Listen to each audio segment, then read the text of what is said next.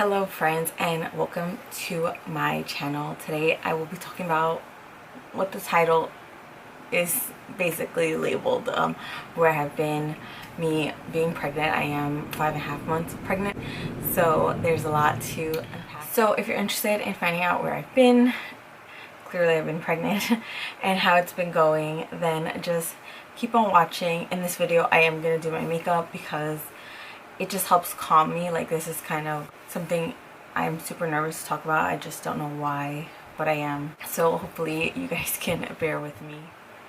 Everything I'm going to be using, as always, I will link it all down below. I'm not going to be talking about like what I'm using in this video because it's not like what I want to focus on in this video.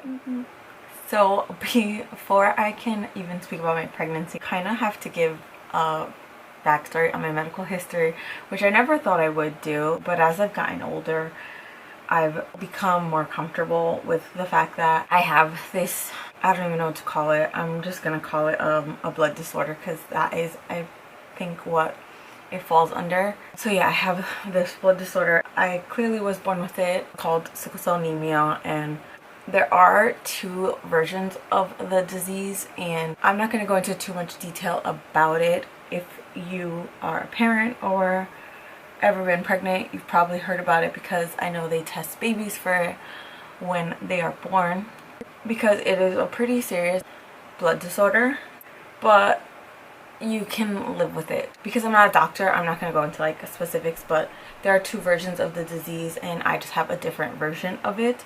It all falls under sickle cell anemia, which is a blood disorder where instead of your blood cells being rounded shape, they're shaped like a sickle or a crescent moon. So for the most part, I've always been able to live a somewhat normal life with this disorder, and I had been warned by doctors that if I wanted to have a child or get pregnant, it would be considered high risk, and my partner would definitely need to be tested to make sure they don't have any sort of trait or any part of the disorder in their genes, so that our child wouldn't come out with the disease as well. So like I said, I'm excited to have a baby, but she was not planned. She was a surprise. What had happened was I had gotten COVID in 2020 and it hit me pretty bad because of, the doctors assumed, because of my disorder. So at the same time they found out that I had an enlarged spleen and I had developed a blood clot in my spleen. So at the time I was on birth control, and one of the side effects of the birth control I was on was that it caused blood clots. So I had to get off of it, and I have not been on any birth control since, but that's fine because me and my partner have been together almost 8 years now. We knew we wanted children, we just weren't trying for them like this year, but she happened, and I keep referring to her as a she because she is a girl. So from the beginning with my local OB, he told me that because of my high-risk pregnancy, I will be seeing him twice. I will be seeing him every 2 weeks. So every 2 weeks since I found out I was pregnant, I have been going to him every weekend and seeing him. Now, my best friend is also pregnant. We're actually 3 days apart, which is insane that this actually happened. I'm kind of happy because I'm not going through this situation alone. But after her first trimester, I believe she saw her OB twice in her first trimester, and then after that she's only gonna see her OB like 2 or 3 more times in her second trimester, where I'm going every 2 weeks. Luckily my partner is really supportive and my parents are really supportive, so I always have someone with me. Like, I'm never going alone, which does make the process easier, but it is exhausting, all the doctor's appointments I'm going. So in my first trimester to the high-risk clinic, I believe I went like 2 or 3 times out of the whole 12 weeks, which wasn't too bad. But ever since my second trimester, I have been going to the high-risk clinic in the city every 2 weeks as well. So it just happens that it lines up where I go to the high-risk clinic the same week right before I see my local OB, so he does get the reports. But it's just exhausting because, you know, this is a lot of time. I have to take off of work or work around my work schedule to make these appointments. And of course I'm going to make them because I want to make sure that everything is going okay with her. I don't know if I stated this, but my partner, he did do genetic testing and they find out that he is all good. He's all clear. He doesn't have anything. So luckily she will just have it in her genes. She won't come out with any disease. That's been one of the exhausting parts of this journey, is like it's been a lot of doctor's appointments. Like they've done a lot of tests on me. Like I still have to see my hematologist, which is the doctor for my blood. I have to see my local OB. I have to see my high-risk OB. I had an echo done. I had to see a GI doctor just for my spleen because, you know, it did get enlarged. So they got to monitor that with the growth of the baby.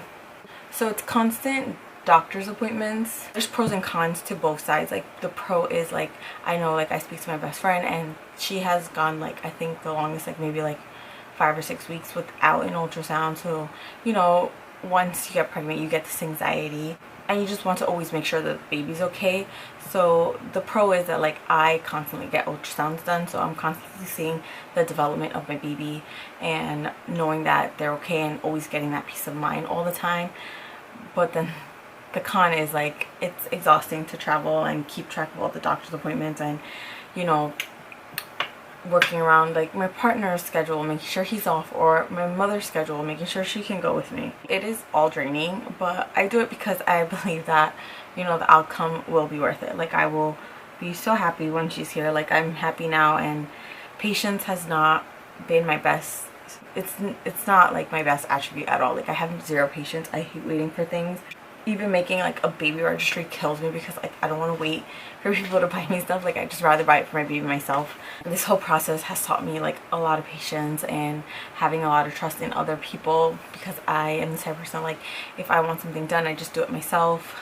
But you can't do that when you are having a baby. It's everything is on her time. She's already teaching me a lot.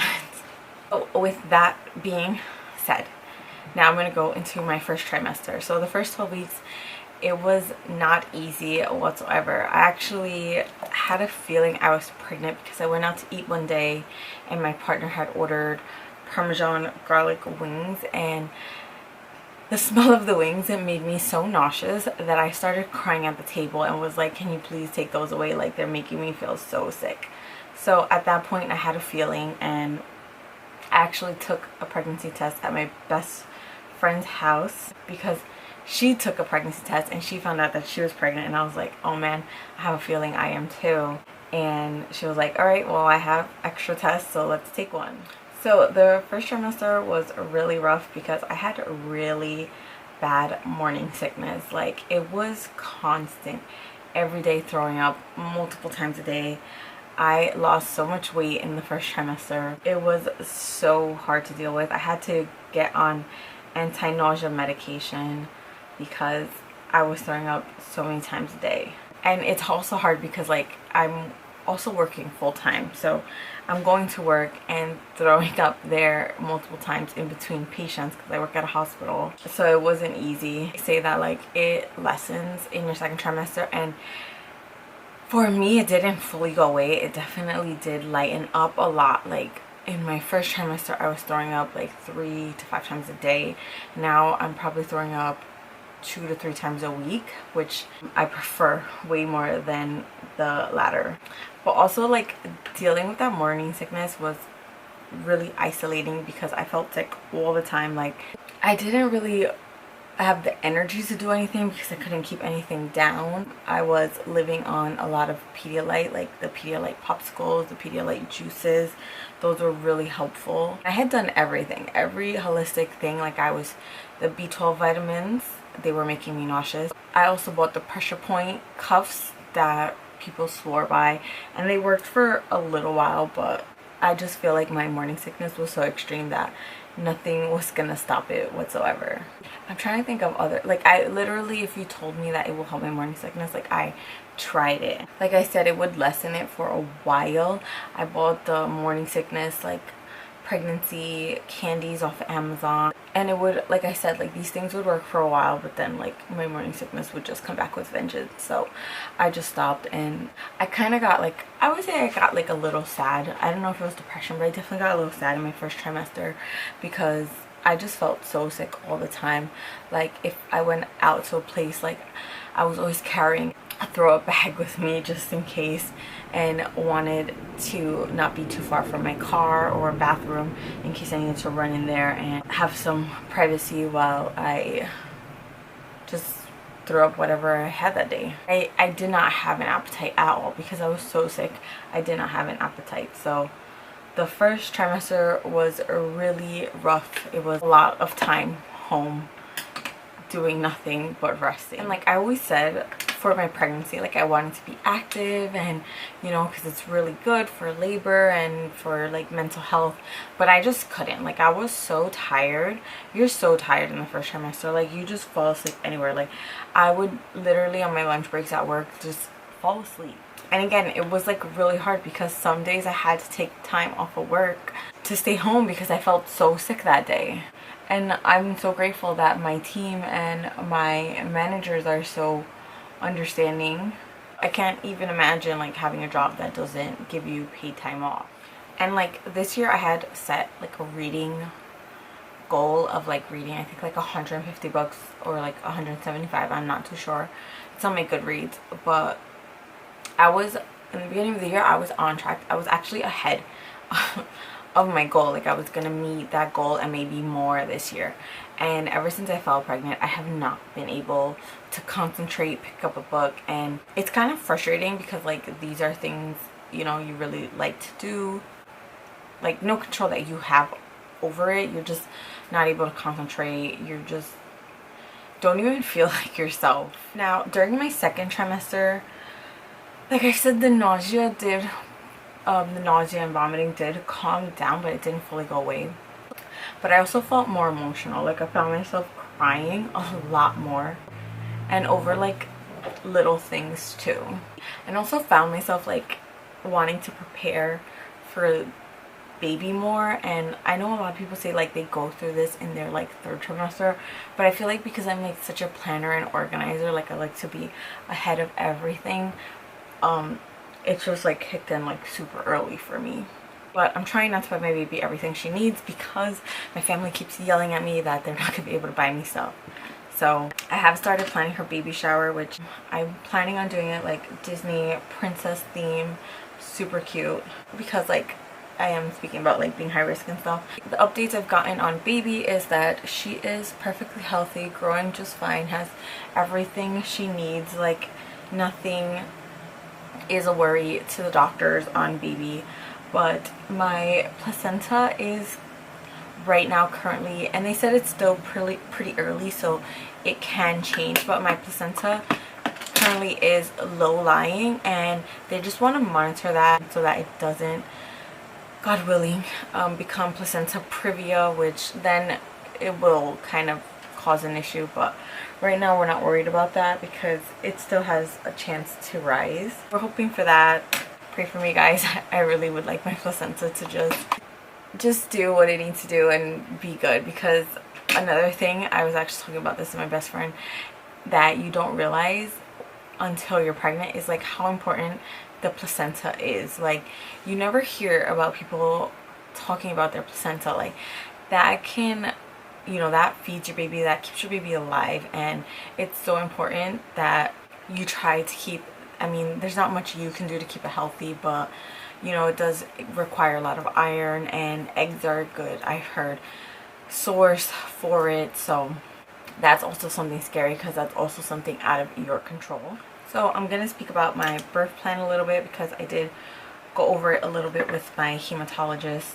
I do plan on having medicated birth just because of the fact that and my hematologist, you know, agrees with me as well, because of the fact that like my body kind of already has this stress because of this disorder. I don't want to put it in a more stressful situation that birth can sometimes bring on. With the go with the flow, I really want to birth vaginally if possible, but as long as I get baby out safe, like I'm really down for anything, because as I have noticed is that like you can make a birth plan as much as you want, but when it comes down to the actual labor and delivery, no one can predict how it's gonna go.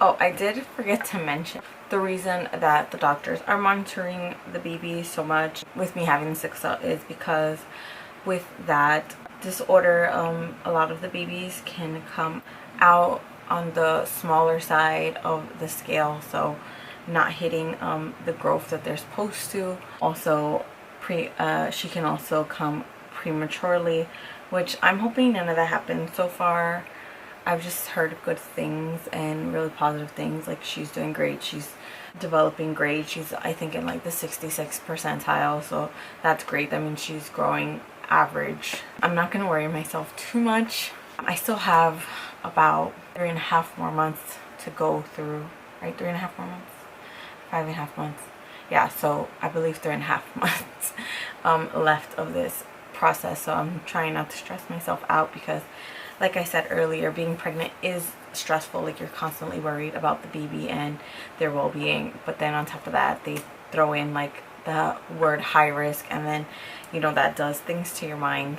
But there's no doubt in my head that she's gonna turn out fine. She's gonna be great. Now I am gonna attempt to come back online hopefully in August, maybe do a July wrap up. I haven't read many books, I'm trying to get through one, and the month is almost over, so I don't know how successful I'm going to be through that. Now, the main reason I did this video was to let you guys know that I am trying to come back soon and do book videos, because I really did enjoy that. That was very much something I did for myself, and I had so much fun doing it, reading these books and taking notes, and it's something I definitely want to get back to. I want to get back to feeling like myself a little bit, and I'm going to work hard on that, but I'm also not going to push myself. So this isn't a promise that I will be back soon, but it is a promise that I will be back, hopefully sooner than later if you ask me, but we'll see where this journey takes me, and hopefully I can get back to reading, because that definitely was a great escape and a hobby that I really loved my whole life. So thank you so much for watching. Until next time, bye.